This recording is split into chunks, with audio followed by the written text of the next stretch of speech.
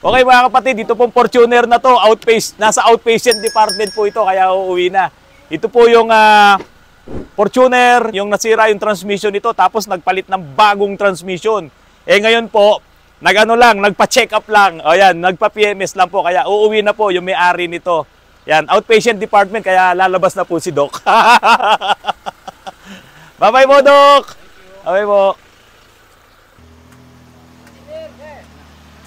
Boss, sabi ko bakit walang plate number? Oh, doon sa loob. Ayan. Mga kapatid, magandang hapon sa inyo. Si Rudy, si Ka Alma, si Ka Richard.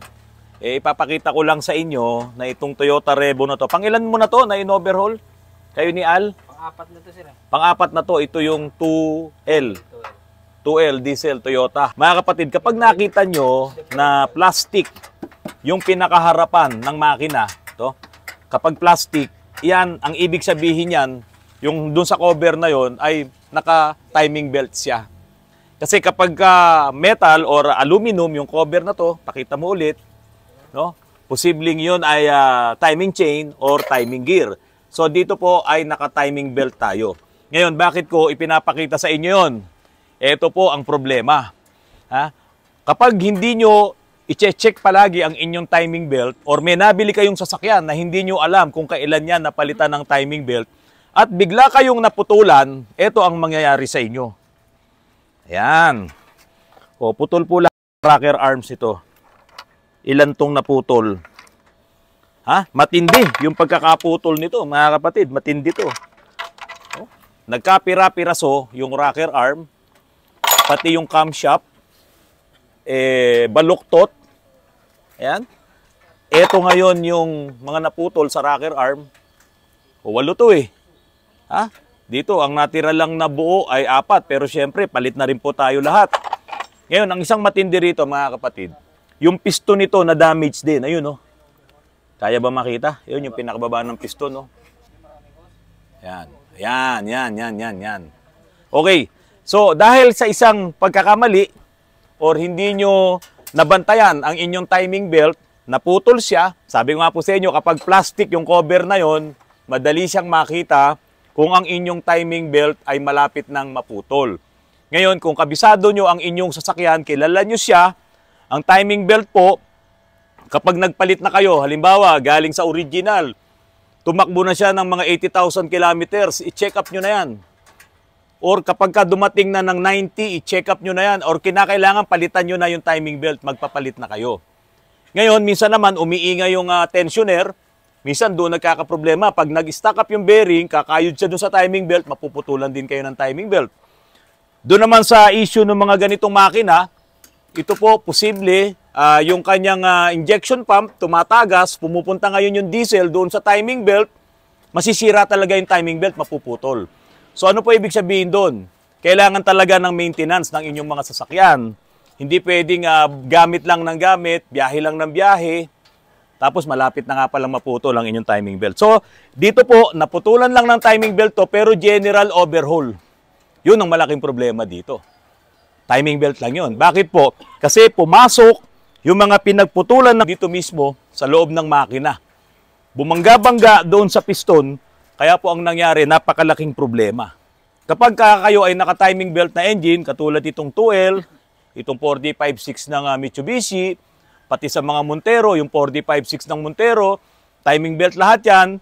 Kapag napanood nyo na itong video na to, puntahan nyo na yung mga sasakyan nyo, tiyagain nyo, tanggalin nyo yung mga tornilyo, i-open nyo, tignan nyo kung malapit ng maputol ang inyong timing belt. Tignan nyo kung basa ang inyong timing belt kasi baka yan ay natutuluan na ng langis, yan ay napupuntahan na ng diesel, sigurado mapuputol yan. Sure na sure po yun, 100% mapuputol yan kapag hindi nyo kagad yan na ipagawa. Itong si Al Power, sinakarga niya na yung 7K na in-overhaul nila ni Rudy. Al, ito ba ay timing belt or timing chain or timing gear? Timing chain po. Timing chain. Ituro mo nga sa akin, nasaan ba ang timing chain ito? Ito, o yun naman pala, nandito ang timing chain. So maiksi lang siya, no? Balita ko kasi mga kapatid, itong 7K na engine, mahirap humanap ng timing chain. Kaya kung masisira ang inyong mga 7K engine dahil napabayaan yung mag-change oil, katulad nito, talagang neglect ang change oil nito, ano yung nasira umingay dito, Al? Yung cam follower, sir, pati yung mga cap bearing. Ayun, yung cam follower kasi nito, ganyan kahaba yon, parang ganito kabilog siya, yan, ganyan kahaba. Yun yung nag-stack up, no? Umingay siya, kaya tuloy yung mga push rod na nagtutulak doon sa rocker arms nung makina nito dito sa cylinder head ay naging maingay. Kaya diretso overhaul na rin po dahil puro sluds, no? So, ganun ang mangyayari kapag napabayaan natin ang ating mga makina. Pansin ko parang pinturado itong block nito. Magaling yung ano, no, yung machine shop na gumagawa sa atin ngayon, ano? Kapag dinala dito yung block, may pintura na. Mayabang naman na. Ito, may pintura din ba to? Pakita mo nga, may pintura din yung block. Oh.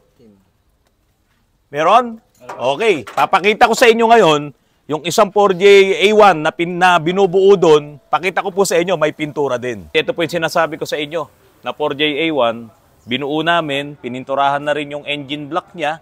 Malinis lahat po talaga ito. Siyempre, yung mga pyesa na kailangan ng palitan, tulad nitong main pulley, pinalitan ko na to. Pati itong water pump, nagpalit. Pakita mo yung water pump, ano, Glenn? Ito. Pinalitan ko na rin tong water pump para sigurado. So, isinasabay na namin sa aming mga pag-overhaul yung mga ganitong bagay. So, ito yung mga bagong gawa nila Rudy at saka ni Al. So, yung dalawang mekaniko natin, junior mechanic, nakakabuo na po sila ng makina. So, meron tayong next 2 ulit na tuturuan. Depende yan kay Boss Russell. Yan, pakita mo. So, sabihin mo na kung sino yung dalawa na susunod na tuturuan. So ito pong pagtuturo namin sa mga mekaniko, libre po yan. At mayroon pang incentives. Kapag nakabuo sila ng makina, may bayad po yun. May additional.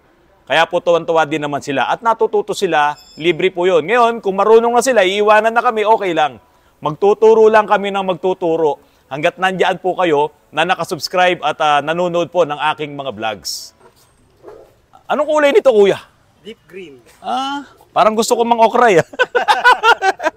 Ay, naku. Ano po ang pinapaayos nyo ngayon? Hindi, itong palalagyan ko sana. Ano po ba yan? Stepboard ba yan?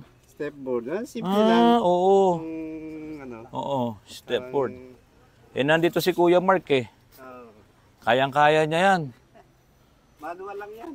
Pininturahan ba to? Ayun nga eh. Kanilan yan. Oo, yung ano mo, yung nabara mo dun. Ganda. Oh, maganda po ba? Nakita nyo? Makinis pa nga sa Oo. babae. Oo. Tinanyan ko kanina eh. Tapos hindi ko nilabas kasi baka madumihan eh. Diba? So nandun sa loob habang ikakabit na lang yung mga tinanggal kasi pag pinipinturahan, kalas lahat to dahil change sa color yun eh. Hanggang loob nagpintura kami. So ngayon ibabalik na lang yung mga pyesa. O ito po, ano po yung problema rito? Saan ba yun nakita? Ay oo, ito. Wala, hindi natabunan ng husto. Hindi na ito. Yung kalakalaw. Oo. Bagong pintura ba to? Kailan nyo kinuha to? Isang linggo. Nung 1 linggo, tignan nyo naman ang batak ng masilya rito. Oh. Kaya nga. Kita mo ba to? Oh? Tignan nyo yung batak ng masilya. Oh. Yan. Diyan nga, pagtingin ko, kita bako-bako. Oo, ay nako. Uulitin natin to. Mayaman ka naman eh. Ulitin na lang natin, mayaman ka naman eh. O sige, papakita ko sa inyo yung Navara ha. Ito. O ayan mga kapatid, ito po yung Nissan Navara D40. Hindi na lang po na ikakabit yung mga accessories nito kasi nga po ito labas at loob pininturahan. Pero ayan po, ganyan pong kakinis itong Nissan Navara D40. Dito Glenn, sundan mo ako para makita nila. Ayan. Hanggang kaloob-looban po nito ay pininturahan namin pati yung bed. Ikutan mo yung bed dito, Glenn, sa kabila. Doon ka, doon.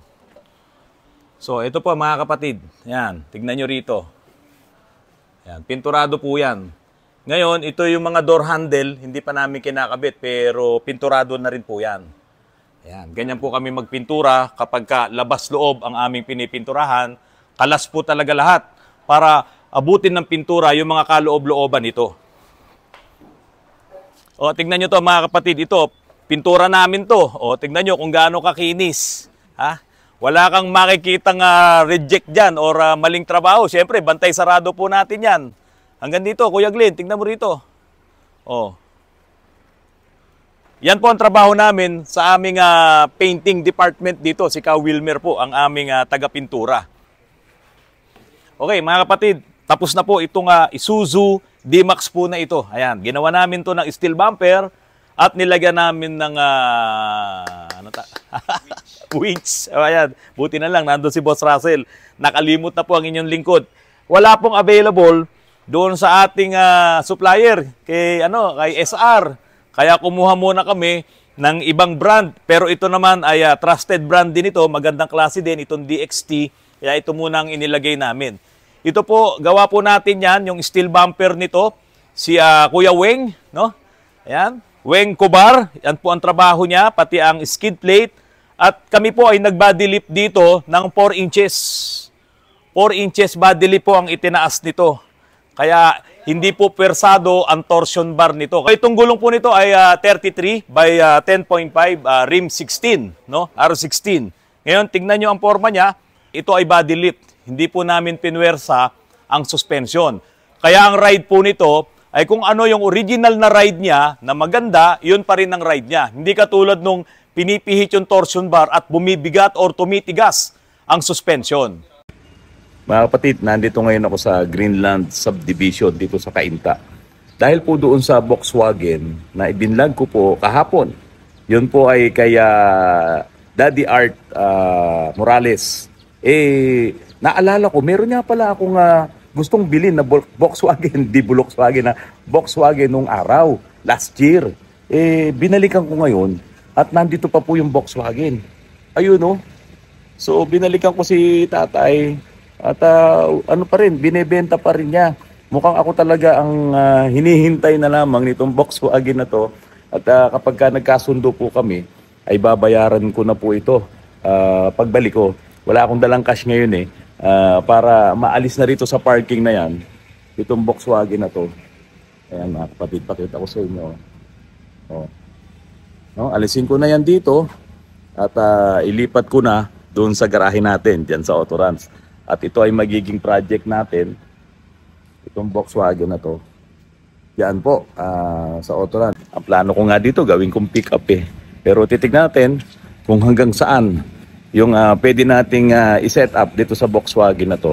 At isa pang ang plano ko dito ay maging ano rin siya, yung electric vehicle. Pero depende yun, kung talagang maganda yung makina nito at maayos manakbo lahat, ay hindi natin gagawing electric vehicle to hanggat hindi pa tayo nagkakaroon ng phase out. O, nandito po si Sir Tony. Si Sir Tony Perez ang may-ari po ng ng Volkswagen na yan. At nagkasundo na po kami. Pagbalik ko, dala ko na yung cash kasi wala akong dalang cash ngayon. Kukunin ko na po itong Volkswagen. Nahanginan ko na lang or papalitan ko ng gulong. Yung isa kasi malambot. Meron po itong may spare tire po ito, no? Meron niya, bagong spare tire niya. Oo. Ay, Kuya Tony, bati po kayo sa mga viewers po natin, mga subscribers. Kumusta? Nandito, kaibigan ko. Matagal na po kayo nanonood ng mga Umaga yan. Oo, mula po umaga. Sinusundan kita Salamat, Sir Tony. Tapos tinitest kita, hindi ka naman sumasagot. Ay, ganun po ba? Hindi, Sir Tony, kasi ito, tingnan nyo, ito kasi yung isang cellphone ko. Kasi po, naiba na yung mga nakasave dito, kaya hindi ko na po makita. Pasensya na kayo, ako yung nasa labas, ayoko nang pumasok kasi si Sir Tony kasi dalawa lang po yata kayo diyan kaya ayoko na pumasok. Anak ko sa ayan.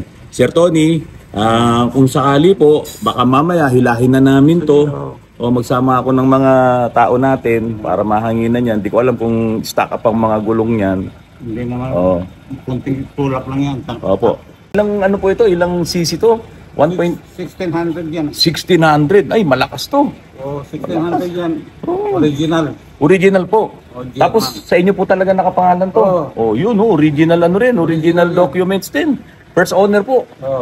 First owner. Ang sarap-sarap makabili. Po yung ginaba namin ni Otto yan. Tapos po Sir Tony, anong year model po nito? 1966 or 67. Nakalimutan rin Sir Tony. Ayan, ako pinanganak 1968, di matanda pa sa akin to. Ganda na makina niya, Biyahe kong araw yun. Talaga po. Okay, Sir Tony. Around Philippines na yun eh. Opo, malamang expect nyo kami. Oo. Mamayang ano na siguro, medyo gabi na kasi mahirap naman maghila dito sa atin ng maaraw eh. Kukunin ko na po yan mamayang gabi, yung Volkswagen po na yan. Oh, ayan, ako talaga ang hinihintay nitong Volkswagen detail na ito. Makalipas ang isang taon, ito bumalik ako at okay na okay pa yung Volkswagen. Kung ano yung iniwanan ko nung nakaraan, ay ganun pa rin. Sir Tony, maraming salamat po sa iyo. Babalik po ako mamayang gabi para hilahin po yan. Mga kapatid, ito, ginabi na po kami.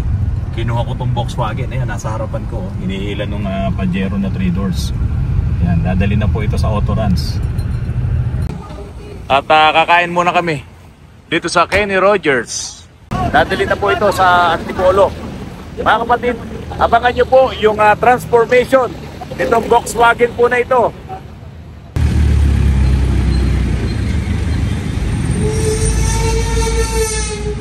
Kochi Kuba!